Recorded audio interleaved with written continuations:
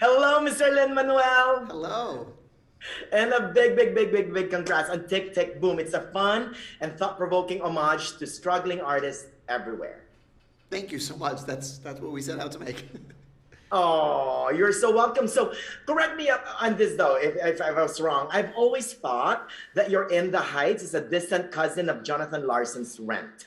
Am I right Oh, in not saying even that? distant cousin, like the little kid brother who worships his older brother. I don't think it's an accident that when I was 17 years old, I got to see Jonathan Larson writing this love letter to his community. And 2 years later, I start writing a love letter to my community. And also the way in which Jonathan really believed that pop and rock music and theater music could be friends again.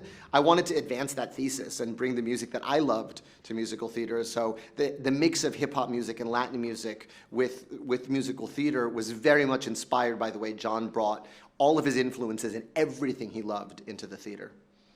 Now, with that thought in mind, was that the reason why you got interested in producing and directing the big screen version of Tick Tick Boom? Yeah, so I see that show for my 17th birthday. It's the show that inspires me to start writing musicals. And then when I'm 21 years old, I see the off-Broadway posthumous premiere of Tick Tick Boom with the brilliant Raul Esparza playing Jonathan.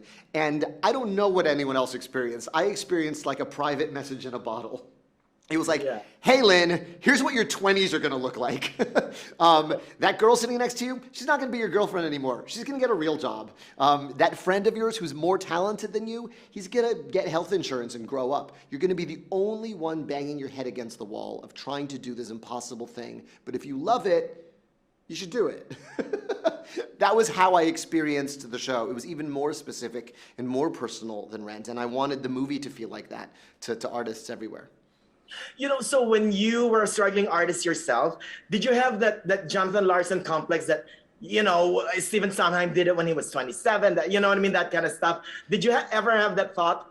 Yeah, well, no, what's sort of heartbreaking is that when your hero is Jonathan Larson, it's, am I going to live to see the fruits of my efforts? And I immediately understood the pressure of having a whole musical in your head and how many things have to go right for anyone to hear that musical. It's different if you're just a singer-songwriter and you can pick up a guitar and anyone can hear your song. When you need collaborators and you need actors and you need producers who believe in your vision, it's a lot of steps. It's a long distance between you and what you love.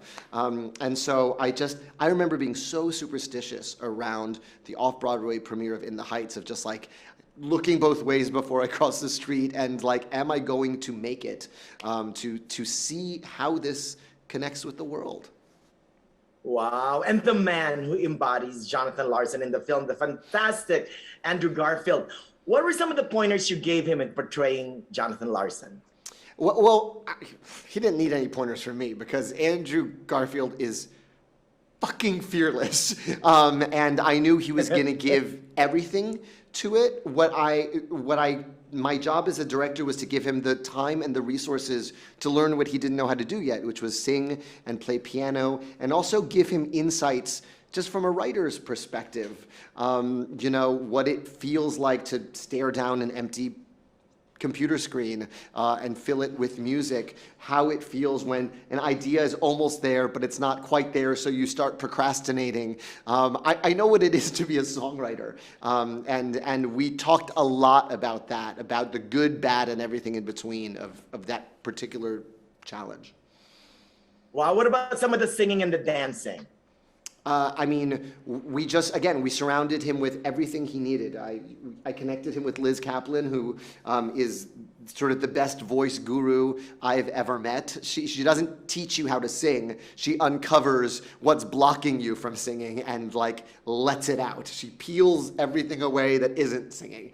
And then we had the amazing Ryan Heffington as our choreographer, who Andrew had actually worked with on an Arcade Fire video years before.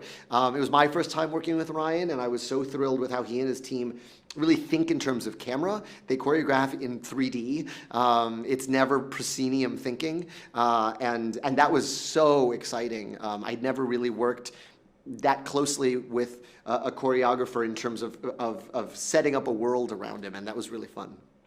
Oh, a big, big, big congrats on Tick Tick Boom again. It's a film after my heart, and it's definitely one of my favorite movies this year. Oh, So, thank you so boom. much.